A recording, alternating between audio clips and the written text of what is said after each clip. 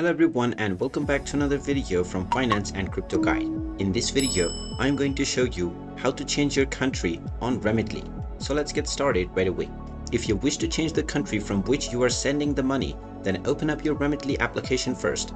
And once it is opened up, log into your account using your email address and your password.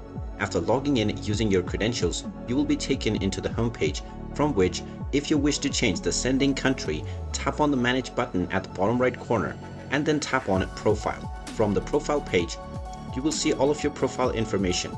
Scroll down and then from the Sending From option, click on the Edit button at the right side. Once you click on this, click on the drop-down menu from the Sending From option and then you can click on any country that you wish to change into.